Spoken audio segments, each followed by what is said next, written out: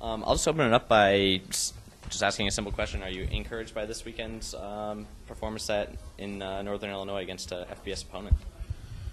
As far as how we played in the second half, I mean, in the first half, I'm being honest, it's schematically they did a really good job, and they put a lot of our players in conflict of assignment, and they took advantage of some things. They did some really good things to us, and by the time we adjusted, we had gone 3 and out the first 3 times we had the ball, largely because of penalties. Because in reality, they couldn't stop us either. So, we kind of stopped ourselves in the first 3 possessions, and it kind of put us behind the 8 ball. And by the time we really adjusted, it was halftime. So, as far as the ability to come back and play as hard as we played in the second half, yeah, I'm good with it. I'm glad our players had the heart and the courage to do that. But how we played overall, wasn't real happy. Can you expand upon that? What you played in the second, or how you played in the second half? What does that say about your team? What your leadership on your team? Well, I think they responded to probably a little bit of a good old-fashioned halftime talk, and I think they responded extremely well, and came back and played like Cal Poly Mustangs are supposed to play. And I think that you play the game because you love the game, and yeah, you play it to win. But at that particular point in time, we were really playing for the love of the game. Now, in credit to them, Northern Illinois didn't take their starters out the entire game. So I mean, we were playing against the same guys, and if you take the first 3 possessions away, we punted 3 times. We didn't punt again the rest of the game. So there was a lot of good things to take from it offensively. Defensively, we came out and got a stop right after we scored, and unfortunately, we came down and had to settle for a field goal the second time. And I think that probably hurt us with the combination. The next time they had the ball, they did score. But we did some good things, and offensively, 3 quarters, I was extremely happy with how we played. First quarter, not too happy.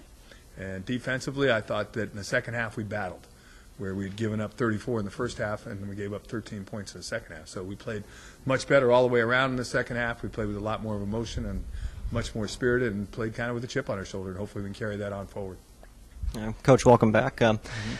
Last year, there was a few games where you guys weren't very good in the second half, as we're talking about second half stuff here. And, the first 2 games, obviously, this year, didn't go so well in the second half. But the last 2 games, you guys have scored 21 and 23 points in the second half. Aside from the good old-fashioned pep talk at halftime, is there other things that you see now maybe are turning that tide to where the Mustangs are going to be good on both the first and the second half moving forward? Well, I mean, that's obviously the million-dollar question. There's no doubt that we have to be a 60-minute football team in order to be what we want to be. And, I think that you want to be able to do it for 60 minutes, but I think that the adjustments coaches made at halftime, the players' attitude at halftime, I think that there was this past weekend, I think our players, we all came to the point where we all said we had a part in what happened. And it wasn't just a good old-fashioned talk to them, it was a good old-fashioned talk to myself and my coaches as well. And I think we came out in the second half, and I thought that as a group of people, we played spirited football. And if we can do that at the end of every half, and come out with that kind of emotion, I think that we'll be a tough team to beat. You guys have had probably arguably the toughest schedule in Cal Poly history this season. How much are you looking forward to this bye week and just getting guys healthy and just giving guys a rest, as well as the coaching staff? Yeah, I think last week was tough for a lot of reasons. First week of school, there's a lot of adjustments that the players had to make. Plus, you had to go play an opponent that I think is pretty darn good. And I think that combination took its toll on us. But the reality of it is, that's what that's who we had to play, and that's kind of the Poly way. We play who will play us, and I don't have a problem with the schedule. And I think in the long run, it's going to make us better. Now, is it going to make us where everybody wants to talk about the playoffs and 7 wins and all that stuff? We can't control that stuff. We played hard against San Diego State. We played hard against those guys, especially in the second half, and we lost to a good Montana team. So I think that overall we are. We're 1-3. That's the reality of it, and we're looking forward to the second half of the season, resting up, getting some bodies back, getting healthy, and go from there. Yeah, and talking about that experience, 2 FBS schools with San Diego State and then with Northern Illinois this past weekend. You guys have had FBS guys on the schedule before. Did you feel like maybe this team is maybe better, learned a lot and now can move forward for the rest of the season, especially heading into the Great West, where you guys say, hey, look, we hung with these bigger, badder teams, and now we're ready to go in our own league, and maybe we can be, the Great West champs again? I think from a competitive standpoint, I think that we did compete well at times against San Diego State and against Northern Illinois. I'm probably disappointed in how we competed overall against those 2 opponents, because I do feel like we have a veteran team and that we should be probably a little better. Maybe we are. But where we are in the season with who we played and where we've had to play, I think that's the other aspect of the schedule that's difficult, is we had the 1 home game and 3 tough opponents on the road. And so I think that from that standpoint, we got 4 at home and 3 on the road for the rest of the way. One's a charter, one's a bus trip. So I think the opportunity for us to heal up and play well and play like I think we're capable of with a veteran team still exists.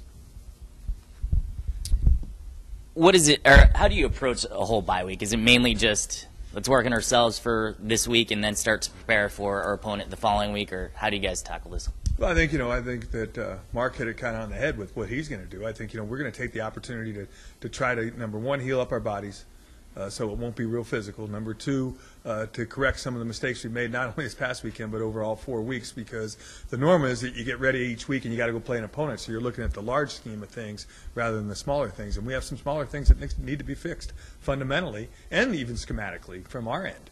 And I think this week gives us the opportunity to fix some things both from our philosophical standpoint in offense and defense and special teams, as well as the players give them the opportunity to correct some things fundamentally within those schemes that will make us a more sound football team.